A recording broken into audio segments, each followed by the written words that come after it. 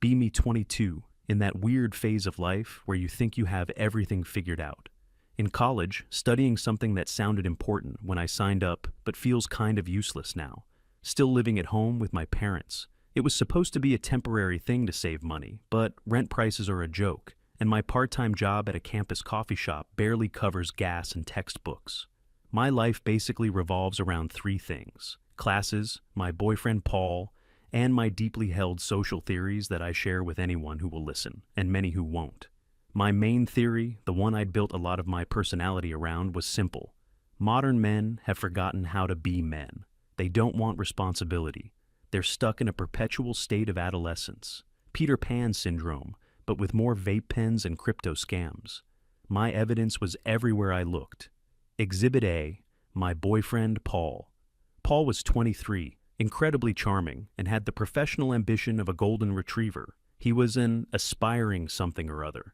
Last month it was a music producer. This month it was a day trader. Next month, who knew? Maybe a gourmet mushroom farmer. His parents paid his rent for his downtown apartment, a place that was way nicer than my childhood bedroom. He talked a big game about hustle and grinding, but his days were mostly spent playing video games and waiting for the right opportunity to fall into his lap.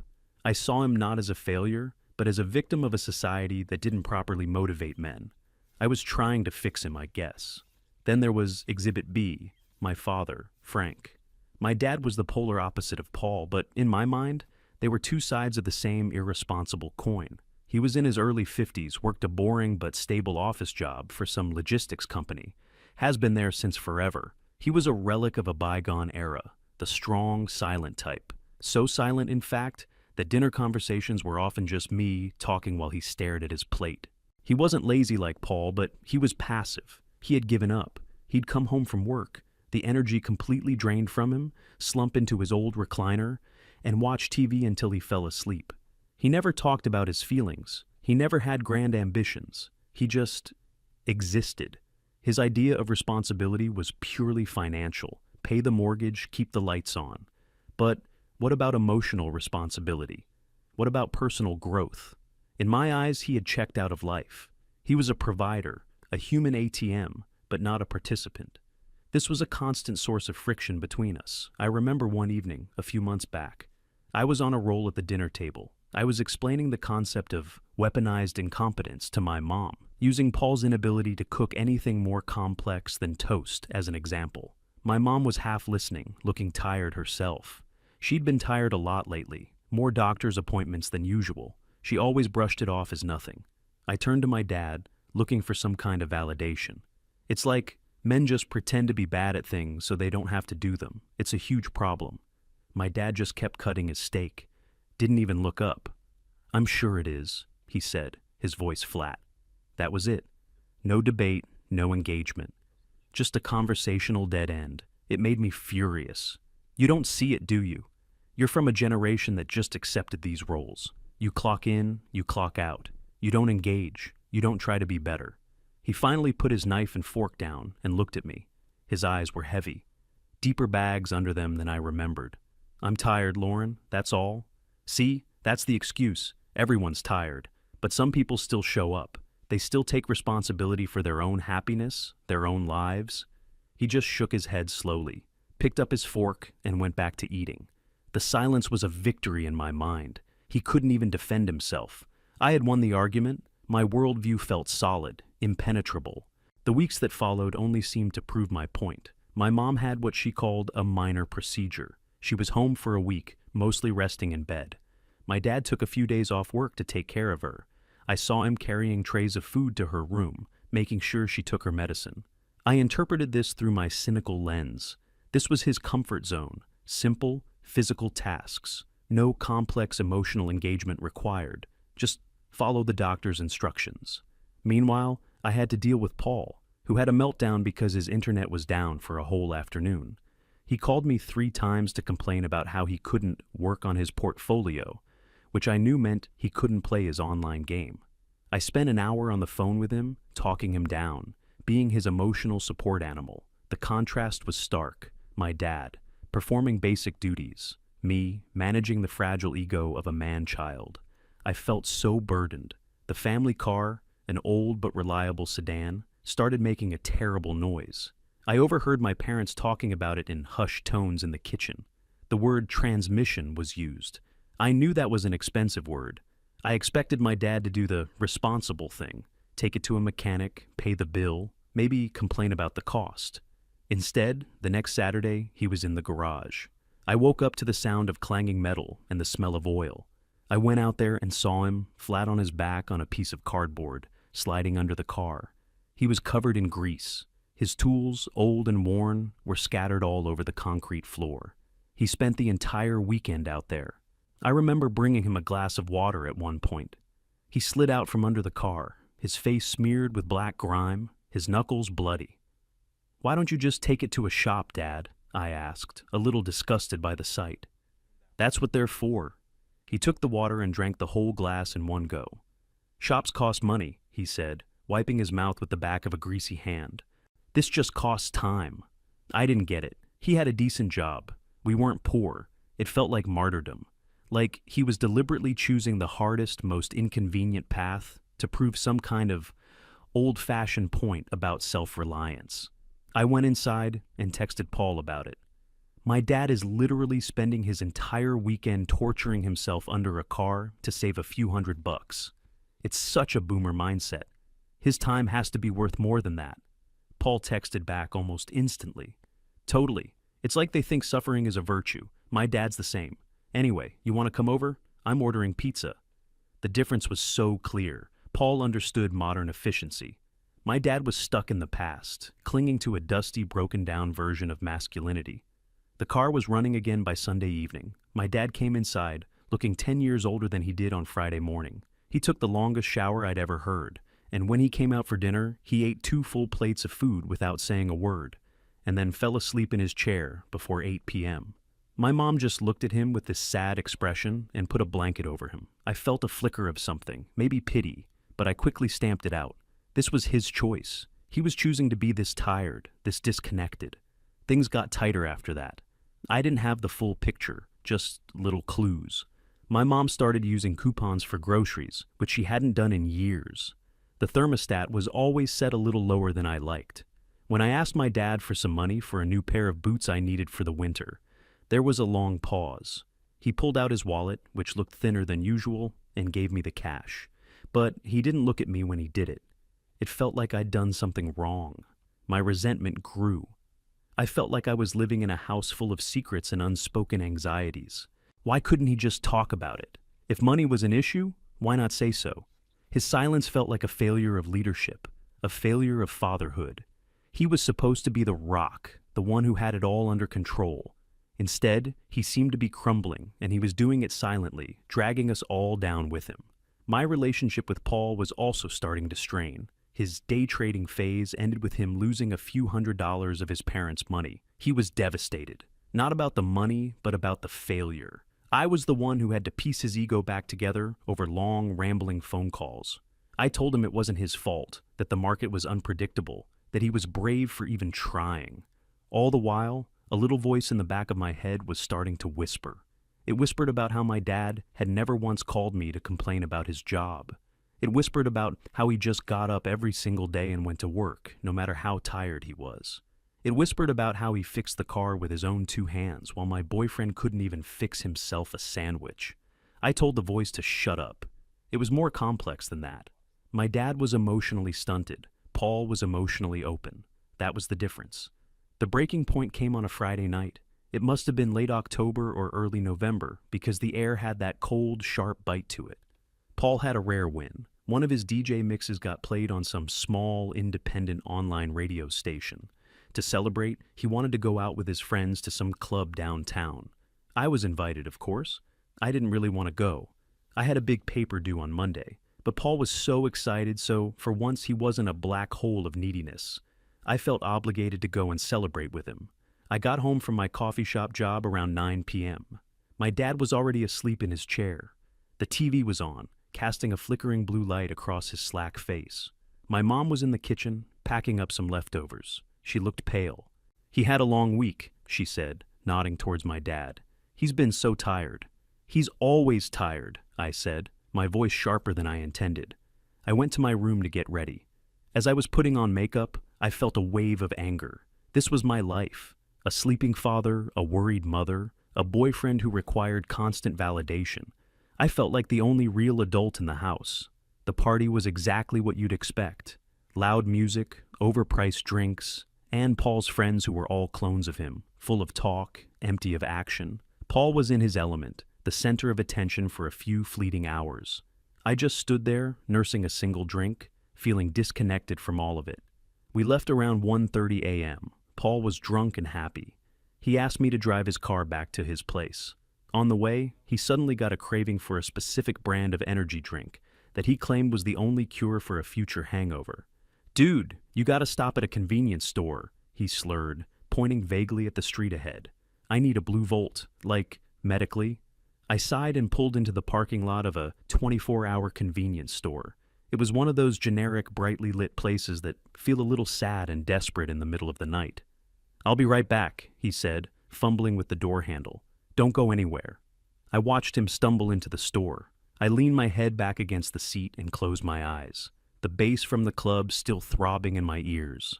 I was so tired, not just tired from the party, but a deep, bone-weary exhaustion. Tired of Paul, tired of my dad, tired of the stupid theories I used to make sense of my life.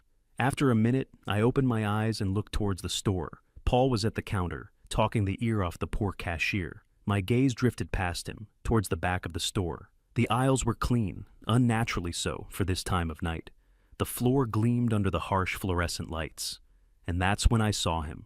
There was a man in a plain blue custodian's uniform, pushing a large yellow mop bucket. He was working methodically, mopping the floor in long, even strokes, his back to the front of the store. There was something familiar about the way he moved, the slight stoop of his shoulders, the set of his head. I watched him as he finished a section and turned to start on the next one. His profile was illuminated by the light from the refrigerated drink section. My heart stopped. It felt like the air had been punched out of my lungs. It was my father. I just sat there, my hands gripping the steering wheel. It was like my brain had short-circuited. The world outside the car window turned into a silent movie. I saw the cheap blue uniform, the kind of thing you don't even notice. It's designed to make the person wearing it invisible. I saw the slow, deliberate way he pushed the mop, a rhythm born of exhaustion, not efficiency. He wasn't just a man cleaning a floor. He was my father. A group of teenagers, loud and obnoxious, burst into the store, running right over the section he had just finished mopping. They left a trail of dirty footprints on the glistening floor. I watched my dad. He didn't even look up. He didn't sigh. He didn't show any sign of frustration. He just waited for them to pass, then calmly started mopping the same spot all over again. The complete and total lack of ego in that moment was staggering. The car door swung open, and Paul flopped into the passenger seat, the smell of stale beer and artificial fruit filling the small space. "Success," he announced, holding up a bright blue can. "The nectar of the gods." That cashier was a total weirdo, was telling me about his pet lizard. He was laughing, completely oblivious. He glanced over at me. "What's up? You look like you've seen a ghost." I couldn't speak. I just put the car in drive and pulled out of the parking lot. "Whoa, easy there, speed racer," he said. The entire drive to his apartment was a blur. He kept talking, rambling about the party, about his friends, about his plans for the weekend. It was all just noise, white noise, like a radio playing in another room. I was trapped in the image of my father, under those horrible fluorescent lights. I dropped Paul off at his building. He leaned in to kiss me, but I turned my head, so he just got my cheek. "You're acting weird," he said, pouting a little. "Text me tomorrow." I just nodded and drove away. I didn't go straight home. I drove around for what felt like hours, my mind racing. This had to be a mistake, a misunderstanding. Maybe his company had a contract to clean their own properties? No, that made no sense. He worked in logistics. Maybe he was helping out a friend who owned the store. Unlikely at 2 a.m. on a Saturday morning. Every logical explanation I came up with felt flimsy and stupid. The simplest answer was the most impossible one. My father was working a second job as a nighttime janitor. I finally got home close to 3 a.m. The house was dark and silent. I crept up to my room and lay in bed, staring at the ceiling. Every single conversation, every single argument I'd had with him over the past year came flooding back to me. Me lecturing him about emotional labor and personal fulfillment. Me criticizing him for being tired and disengaged. Me rolling my eyes as he spent a whole weekend fixing the car, calling him a boomer for not wanting to pay a mechanic. The shame was a physical thing. It felt like a hot, heavy weight pressing down on my chest. My father wasn't passive. He wasn't checked out. He was fighting a war I didn't even know existed, and he was doing it completely alone in silence. I didn't sleep at all. The next morning, I came downstairs looking and feeling like a zombie. My dad was at the kitchen table, reading the newspaper, just like any other Saturday. He looked exactly the same as always, tired, quiet, but now I saw it all differently. The dark circles under his eyes weren't just from age. The slight tremor in his hand as he lifted his coffee mug wasn't just a random tick. It was exhaustion. Deep, profound, cellular exhaustion. I couldn't bring myself to say anything. What could I possibly say? He went out to do yard work later that morning. I waited until I saw his car pull away from his main job, knowing he'd be gone for most of the day. I found my mom in the living room, folding laundry. I sat down on the couch across from her. I didn't know how to start. "Mom," I said, my voice barely a whisper. "Is everything okay with money?" She looked up, her expression guarded. "Everything's fine, honey. Why do you ask?" "Don't lie to me, please." I told her what I saw. I told her about the convenience store, the blue uniform, the mop. As I spoke, her face crumpled. She put the laundry basket down and started to cry, silent tears running down her cheeks. And then the whole story came out. It started about a year ago. Her health problems, which she had always downplayed as minor, were actually a chronic condition, a serious one. The treatments were expensive. The specialist visits, the medication, the therapies. The bills were piling up faster than they could pay them. The insurance covered a lot, but not all of it. The gap was a few $1,000s every month. They had burned through their savings pretty quickly. They had taken out a second mortgage on the house. My dad had gotten a small raise at his job, but it wasn't nearly enough. So, about 6 months ago, he had started looking for a second job. It was hard. He was in his 50s. Nobody wants to hire a middle-aged office worker for part-time gigs. The only thing he could find that fit around his main job schedule was a position with a commercial cleaning company that serviced retail stores and offices at night. He worked his 9 to 5 at the logistics company. He would come home, have dinner, maybe rest for an hour. Then, 4 nights a week, he would leave around 10 p.m. and work until 3 or 4 in the morning. "He didn't want you to know," my mom said through her tears. He was so ashamed. Ashamed? Why? He felt like he was failing. He said his one job in life was to provide for us, to make sure you had it better than he did. He didn't want you to have to worry about this. He just wanted you to focus on college, to have a normal life. Every word was another nail in the coffin of my arrogance. My father wasn't ashamed. He was noble, the car repair. He didn't do it to be cheap. He did it because a $1,000 mechanic's bill would have been a catastrophe. The quiet dinners. He wasn't being passive-aggressive. He was so tired he could barely form a sentence. His silence wasn't a sign of weakness. It was a shield, built to protect me from the ugly reality of our situation. I sat there with my mom for a long time. We didn't talk much more. There was nothing left to say. Later that afternoon, my phone buzzed. It was a text from Paul. "Hey, are you still mad at me? I'm really sorry if I was annoying last night. My dad's being a total jerk. He won't give me the startup money for my new podcast idea. He just doesn't believe in me. I could really use someone to talk to." I read the message and I felt nothing. No anger, no sympathy. Just a profound sense of distance. It was like I was looking at a message from a different lifetime. His problems, which just 24 hours ago had seemed so important, were now laughably insignificant. He was a child, complaining that his toys were broken, while my father was literally breaking his own back in the dead of night to keep our world from falling apart. I typed out a reply. "I'm sorry, I can't. We shouldn't see each other anymore." He immediately started calling me. I declined the call. He sent a flurry of texts. What did I mean? Why? Was it something he did? I turned my phone off. I didn't have the energy to explain a reality he would never be able to comprehend. That night, I couldn't sleep again. But this time, I wasn't wrestling with confusion. I was waiting. At 3:15 a.m., I heard the faint click of the front door. I slipped out of my room and went downstairs. He was in the kitchen. He hadn't turned the main light on, just the small one above the stove. He was leaning against the counter, his eyes closed. He was still in his work pants from his office job, but he had on a plain gray t-shirt. He looked so utterly defeated. He opened his eyes and saw me standing there. A flash of panic crossed his face. He thought he'd been caught. I didn't say a word. I walked over to the cabinet, took out a mug, and put a tea bag in it. I filled the electric kettle with water and turned it on. We just stood there in the quiet hum of the kitchen, not looking at each other. When the kettle clicked off, I poured the hot water into the mug and slid it across the counter to him. He looked down at the mug, then he looked up at me. His eyes were filled with a million emotions I had never seen before. Exhaustion, fear, relief, and gratitude. I saw the weight of his secret life, the burden he had been carrying all by himself, and he saw in my eyes that I finally understood. He picked up the mug, his hands trembling slightly, and took a sip. "Thanks," he whispered. His voice was hoarse. That was all we said.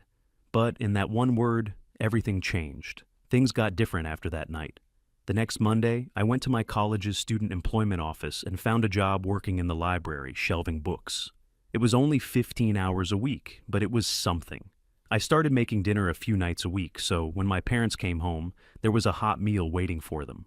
I took every penny I earned from my 2 part-time jobs and gave it to my mom.